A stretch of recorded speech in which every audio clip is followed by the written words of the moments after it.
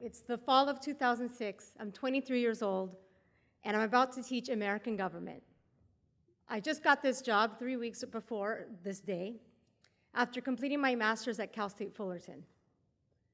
What my students don't know is that even though I'm teaching American Government 100 at Cal State Fullerton, I had never voted, not once. I was one of those people that stayed at home on election night.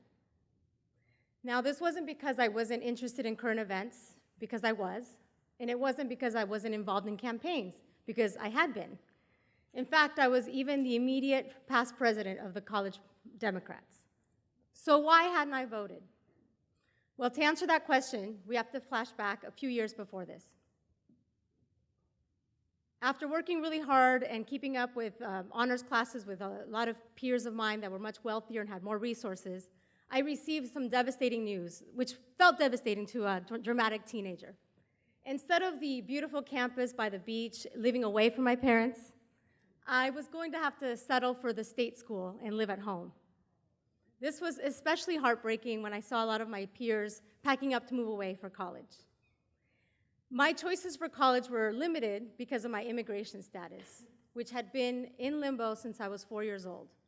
That's right, this is what an undocumented immigrant looks like. My parents and I came to the country when I was young, thinking very much that I was going to come visit Mickey Mouse. I didn't realize this was a permanent vacation. When my parents were actually younger than I am today, they made a very difficult choice to leave their careers, their homes, their families, to give my brother the highest quality of life possible. He had been diagnosed with a terminal illness which changed the course of all of our lives. And because of the difficult choice that my parents made, he had a thriving, successful life for the 17 years that he was with us. Now, because of misinformation and just not having the right information, or predatory lawyers, I should say, my parents did not have a pathway to citizenship for several years. Meanwhile, I became an adult, and I was entering college as an undocumented immigrant. My parents had to pay out-of-state tuition, even though I lived just a few miles from the campus that I was accepted to. This news made me pour myself into books and reading, and I worked super hard to get out of college in less than 5 years with a master's degree. And I chose political science as my major because I wanted to understand the forces around me that were keeping me from being American. During this time, my mom was able to, after thousands of dollars in legal fees, she was able to become a resident, and I at least had some recourse. This is when, at 23 years old, I had a legal work permit, and I was able to teach American government, even though I wasn't a resident or a citizen.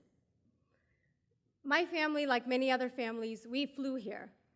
We overstayed our visas. It's estimated that more than 40% of undocumented immigrants arrived the same way that we did, by plane. And the wall is not stopping us.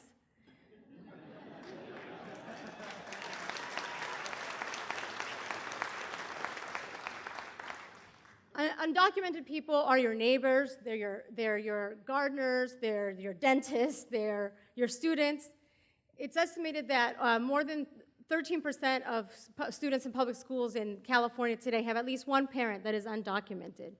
But undocumented people are your community, and maybe one day they could be your American government professor.